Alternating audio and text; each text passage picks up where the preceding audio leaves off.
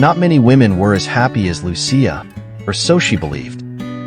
She was married to the man she had fallen for when she was still a teenager, and a son was given to them to crown their happiness. What else could she want?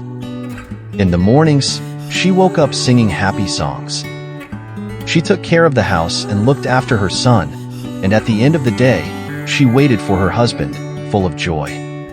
Everything was fine, until she found out that the man she loved so much was unfaithful to her. It had been happening for a good while.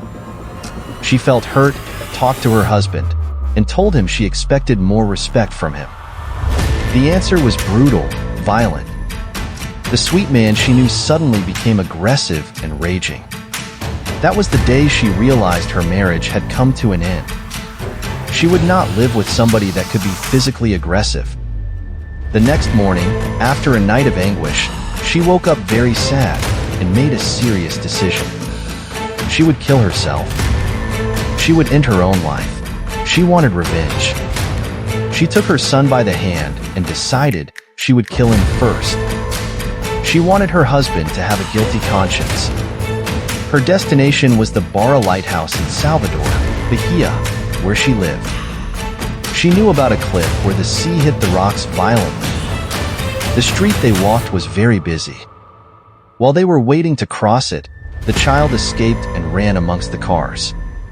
She became desperate. A strange paradox. She was taking the child to be thrown into the sea, but when he actually put himself in danger, she forgot about herself and ran after him, getting him by the hand nervously. At this point, the child bent down, unconscious of all that was going on around him, and picked up a piece of paper from the floor. Lucia took it from him, and the title, in big letters, caught her attention. Just 1 minute. And then she read, "In only 1 minute, the torment calms down, the pain vanishes, the absentee arrives. Money changes hands, love goes away, life changes." She walked down the road, pulling the boy by the hand and reading the page. It was a psychographic page dictated by a spirit. She finished reading. The impetus was gone, in just 1 minute. She stopped, looked around and realized she had arrived. The cliff was not far. She sat down and cried. The impulse to die was gone. She read the message again. She thought about a man that was a spiritist, who worked at the same bank where her husband worked. She went home and remembered that evening when they had dinner at this man's house, and he mentioned something about spiritism, a remark that her and her husband, who followed a different religion, rejected immediately. She decided to call the man, asking him for advice. He suggested she should join a spiritist center. Being attended by a dedicated fellow who listened to her afflicted soul, she started searching through the sincere prayer, the noble reading, the comforting laying on of hands, for the necessary strength for that moment of crisis.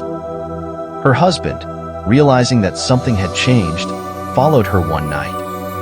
Even with distrust, he joined her in the Spiritist Center, and he also found there a source of comfort and clarification. Today, both work in a Spiritist Center.